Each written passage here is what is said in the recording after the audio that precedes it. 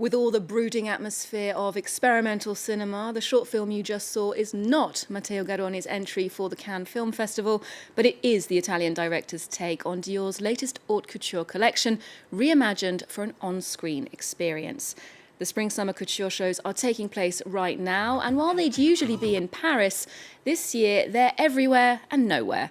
To explain how that works, fashion journalist and author Alice Pfeiffer joins me in the studio now. Hi, Alice. Hi, how are you? Now, over the last year, with the COVID-19 pandemic, we've seen the collections shown in new ways. How have the haute couture labels been responding to that this season? Well, what's really interesting is that every fashion house tried to translate its DNA via technology, but still make it desirable. So everyone opted for different options. Chanel threw an actual runway in the Grand Palais, as they usually do, with only sprinkles of actresses who were part of the movie and part of the scenery. So there was Marion Cotillard, there was Alma Jodorowsky, Penelope Cruz, and at the end they staged a dinner that was filmed with all the actresses discussing the collection. So that was one method. Then Schiaparelli did behind the scenes film where you bring in the view into something that they'd never see usually. Then Albert Elbaz did a faux photo shoot. So everyone tried to take some element that's secretive about fashion and to bring it to the broader public. But as you say, it was all virtual, all digital. How did you find it, Alice? Are you missing the in-life real experience of shows, or did it work for you? No, what's interesting is that all couture brands tried to fideliser their customer by delivering champagne, by delivering wine, by delivering in-house invitations. There were rumors of private visits. But for me, it didn't really work because the whole point of sharing on social media that you're in a show is that you actually made it through the show. Because it's difficult to get Because it's difficult to get into. Me looking at a screen that everyone has access to is not exciting anymore. So there was much less retombée médiatique, as we say in French. Yeah, less media coverage and a bit less exclusive. Now, this is a phygital way of doing things, they call it, physical and digital. As you say, exemplified by Chanel staging a catwalk show in the old sense of the term, although with far fewer people. Looking ahead beyond the pandemic, do you think that this strategy is something that they'd be doing well to adopt in the future? What are the benefits for a house? Well, it's far less carbon footprint. It's much more ecologically friendly. But apart from that, the problem is it's a system of distinction and desire. How do you make couture customers, about 10 in the whole world, feel special when everyone has access to the same link?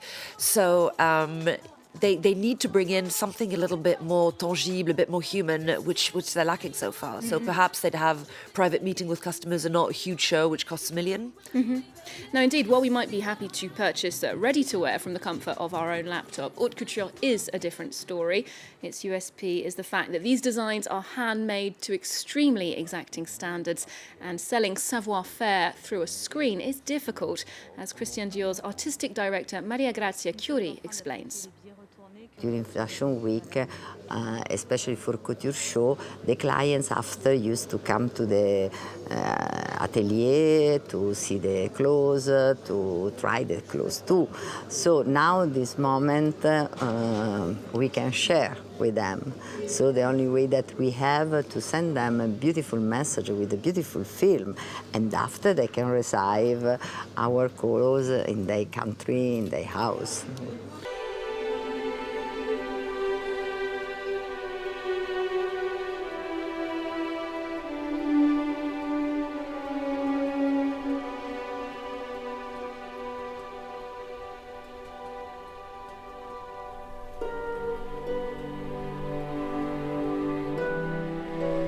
So she's looking for solutions there. But Alice, what do you think? Is this the one sector of the industry that will resist e-commerce? In my opinion, it's completely impossible. When you get an haute couture gown, which happens once in a lifetime, they measure absolutely everything, including your toes, So I don't know how you translate that experience onto a website where you have to type in your own measurements. I don't think couture customers are going to feel so privileged anymore. Mm-hmm. So I really don't see that working, to be honest. Now, one thing that hasn't changed despite the health crisis is the annual emergence of new talents. And the industry is very excited about one young French designer, Charles de Vilmorin. At just 24 years old, he's presented his first collection this season, an explosion of colour and drama that's seen him compared to a young Yves Saint Laurent. Here's more from Charles on his technique.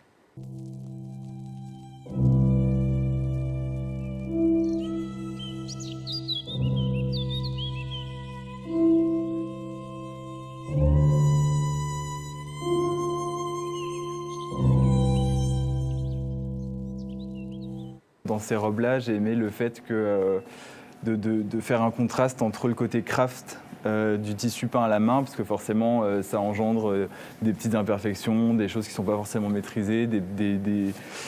J'ai aimé ce contraste entre ce côté craft et le savoir-faire. Ça, c'est des pièces qui ont été faites donc vraiment dans un savoir-faire couture, dans un atelier à Paris. Donc il y a tout un système de baleinage à l'intérieur, il y a toutes ces finitions. Là, c'est toutes les nervures, il y a beaucoup de travail à l'intérieur pour avoir ce volume.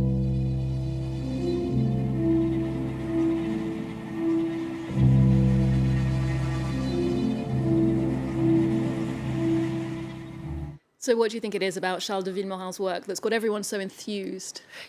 I think he's reminiscent of France in the 70s and 80s. You know, his clothes look like Niki de Saint-Phal. It's reminiscent of a young Jean-Paul Gaultier, of a young Castelbajac. Jean-Paul Gaultier even sponsored him. So I think he has an approach to couture which is, you know, much more luxurious and at the same time much more surrealistic, which is an element of fun we'd be missing in everyday life. Yes, absolutely, that's true. Now, we are seeing this new generation step into the shoes of designers like Jean-Paul Gaultier, who you mentioned. He's retired from couture. But how do you think this generation will inject new energy into the sector? What are the themes and the ideas that we'll be seeing from them? I think they're much more woke, so to speak. So they're much more conscious of queer problematics, of diversity, of inclusivity. So they create a community around the world with fans who support their values as much as they support the actual designs. Indeed. Now, in previous years, the fashion industry has come in for criticism for lacking diversity, for being disconnected from social reality and not embracing and including minorities in more than a token way. The industry is looking beyond its European heritage today. Couturier Iman Aissi is from Cameroon and he's a guest member of the Haute Couture Trade Association. He explains how the idea of a cultural crossroads is reflected in his work.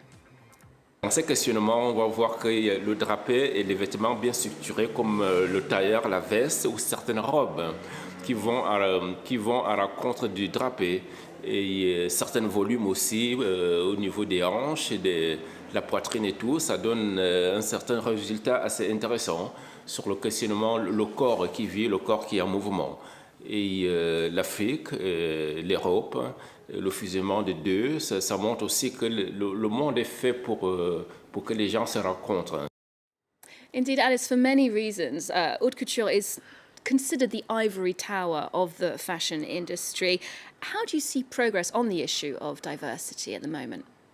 Well, the good news is that people actually concerned with the situation are coming in, like Iman Aissi, because sort of African fashion has been in for decades and it's been often terrible. It's been completely exotifying, completely tokenistic, as you were saying.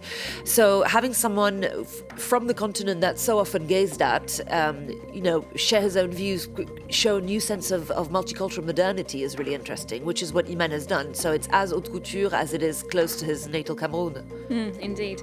Now, we'll wrap up the programme with a show that you flagged up for us, Alice. Designer Kim Jones' women's wear debut for Fendi. He doesn't normally do women's wear, and he had a few familiar faces walking down that runway. Tell us more about that show. It was incredible for him because he usually does a lot of sportswear. He partnered up between Vuitton and Supreme when he was at the head of Vuitton. And today he did something which is completely different. It's feminine without being over the top. It's, you know, modern gowns, but the inspiration was Orlando, it was Virginia Woolf. So he's digging into British history like he never did before, which has made it really strong and less of the sportswear that's now completely mainstream. Okay, some literary references there. I will indeed check it out. Thank you so much for joining us today, Alice. We'll leave you with a clip of some of those intergenerational supermodels showing off the Fendi Haute Couture collection. Remember, you can get more arts and culture on our website. We're also on social media too. There's more news coming up on France 24 just after this.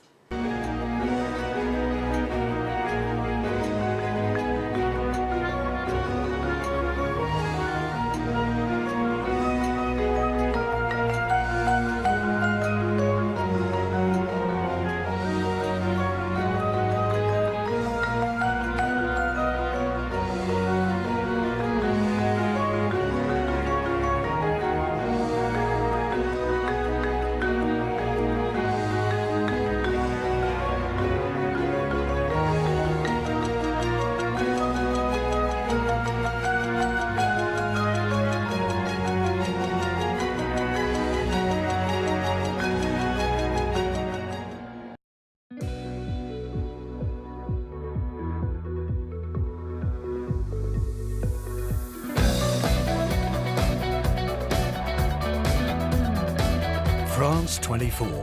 Every art form. Liberté, égalité, actualité. A programme about women who are reshaping our world. We meet those who seek equality, be it in the boardroom or at the village well. The 51% brings you stories from across the globe about the women who are challenging the way we think. The 51%, presented by Annette Young on France 24 and France24.com.